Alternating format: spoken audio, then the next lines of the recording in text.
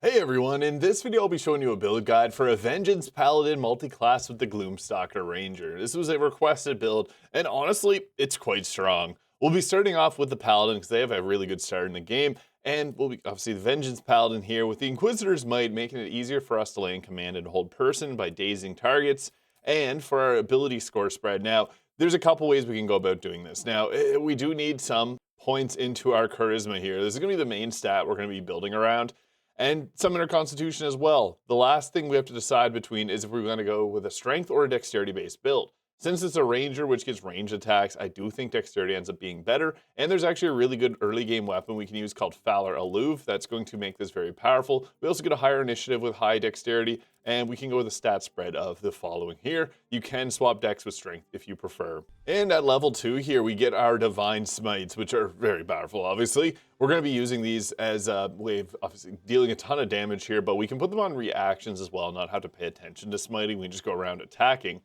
For the fighting style, defense for the +1 armor class is really nice, but if you want to use a two-handed weapon, great weapon fighting works well. I do think Savage Attacker ends up being the best choice for this, so we don't have to go with that because Savage Attacker will re-roll our damage die on our Divine Smites.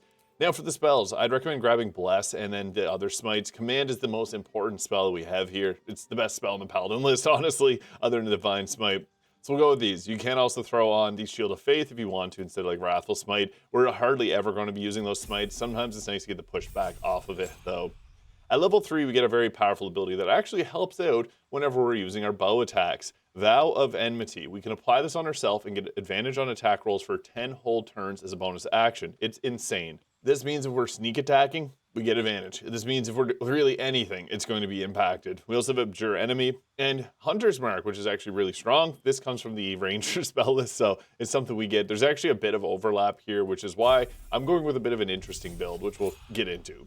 Level 4, we can continue just preparing the spells as following here. We'll also then take either Alert for our first feed for the +5 initiative, always going first, insanely good.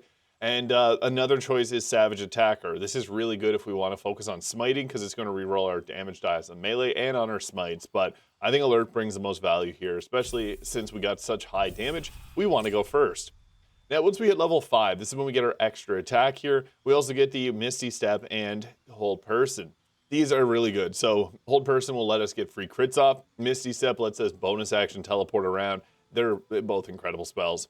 And for the prepared spells, I recommend grabbing Branding Smite, and we can also throw on Aid as well. And at this point, I think it's best to go with the multi-class. You can take the Aura of Protection, which will give a +3 to saving throws in a 3-meter radius, which is not super large, but just be mindful of that. I'm going to show you, because there's a couple different build ideas that I was experimenting with that I want to show off here. So we're then going to multi-class. You can take a 6th level of Ranger, then go or 6th level of Paladin, and then go Ranger. But we're going to go over here right now just to show you the build. For the Ranger, we already have we don't really need heavy armor proficiencies, so the Bounty Hunter to give us the enemy's disadvantage on their saving throw against Ensnaring Strike works best. We can take Beast Tamer to give ourselves a bonus, or an extra teammate to take hits for the team, but I think that Wasteland Wanderer Fire brings a bit more value here, especially since we're going to be going against fire damage so commonly. Poison is another good choice you could go with.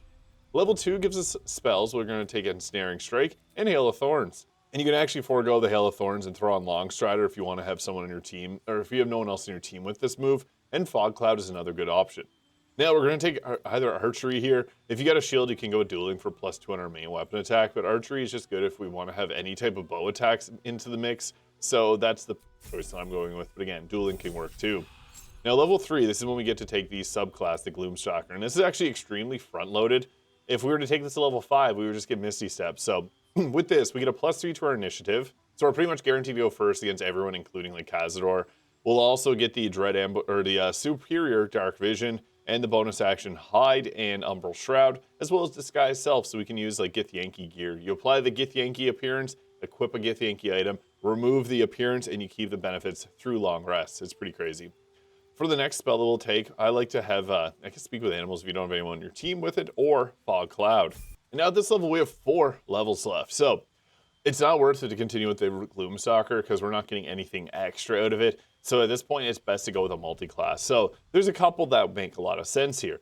The Bard can give us slashing flourishes, which means we can Divine Smite 2 targets at once. It also is a full caster, so it's going to give us more spells than the Paladin or Ranger levels would have gave us. This is, in my opinion, the most damaging option. Or we can go with the Warlock, and in particular, we can go back to the Chain, giving us the Quasit there. And what's nice about the Warlock is it's going to give us the Booming Blade here. If you're playing as a half high elf, you can take this as your racial cantrip, which is incredible. You wouldn't even have to add in the Warlock. I'm going to go with the Bard and add in, I'm going to show you guys something fun here. This is from my experimenting, it's actually kind of strong.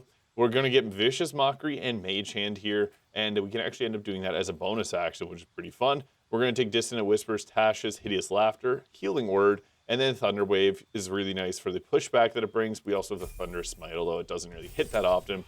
Level 2 gives us another choice in spell. We'll take Fairy Fire, and we also get the Song of Rest and a Jack of All Trades ability here.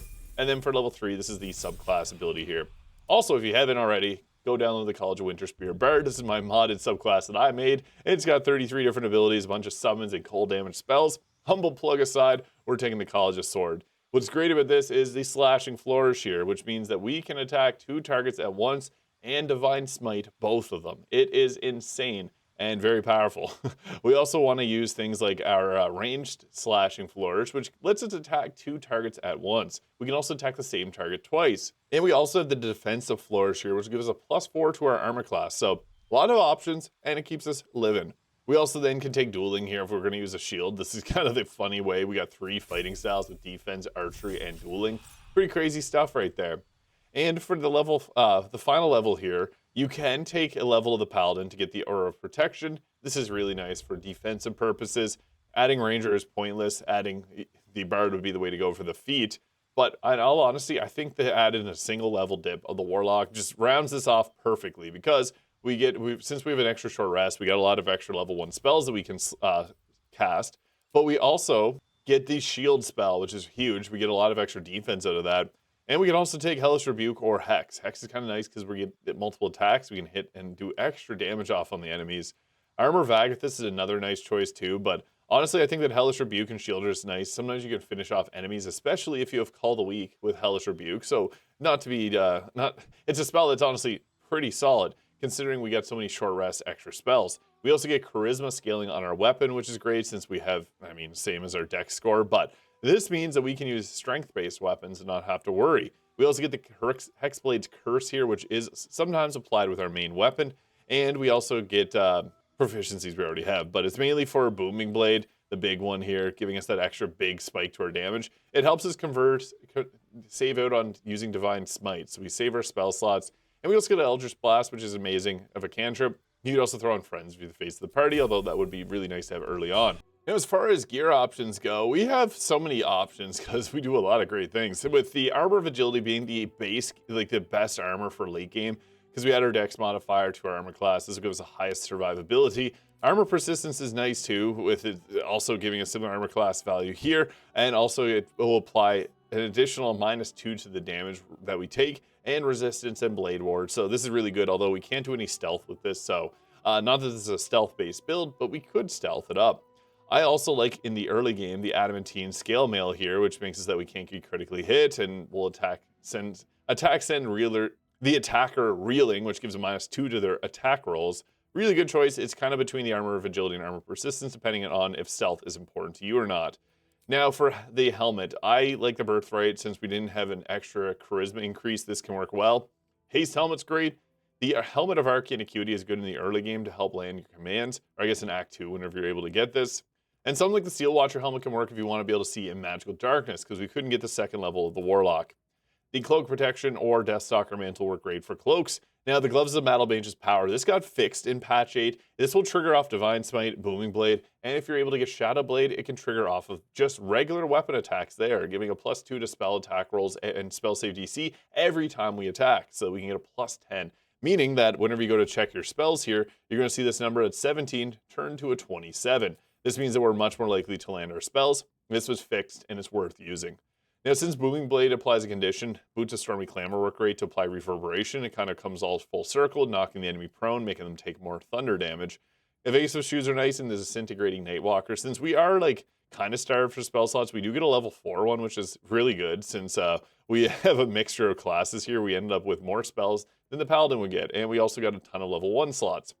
But for our weapon, the Infernal Rapier works great. In the early game, Falar Alluve, as mentioned, is a solid weapon because it gives a buff or a debuff on the enemies depending on the singing or shrieking song if you choose one of those. You can also use a charge-bound Warhammer since we do have the Bind Hex weapon here to power that up.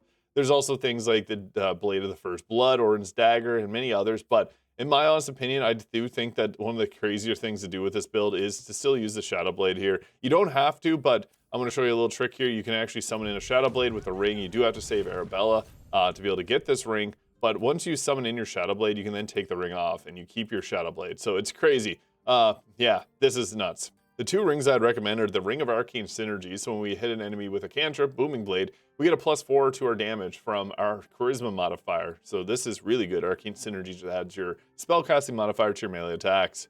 And we also have the Band of the Mystic Scoundrel, which is extremely powerful because when we do an attack, we get a bonus action enchantment or illusion spell. We have a lot of enchantment and illusion spells. Hold Person is an enchantment spell, so is Command. We could also use things like our Vicious Mockery, as well as the Dissonant Whispers. These are both enchantment spells, so we can do these as bonus actions. This build becomes really powerful because we can just do so much in a very short amount of time. I also have the Hellrider Longbow for +3 to initiative, although it's not really needed. You could throw on the Titan String Bow and use a health potion if you wanted to for like maximizing damage, or the Dead Shot for the increased critical hit chance. And I have the Viconia's Walking Fortress as the shield, and the Amulet of Greater Health for better survivability. If you know you're getting into a fight, you can also cast Vow of Enmity on yourself, and this is great because you then, for 10 turns, get advantage on all those attack rolls. So for combat, our #1 priority is deleting those high priority targets. So things that, like any attacker that has counter spell or hold person, command, those spells are ones we want to get rid of those people as quickly as possible.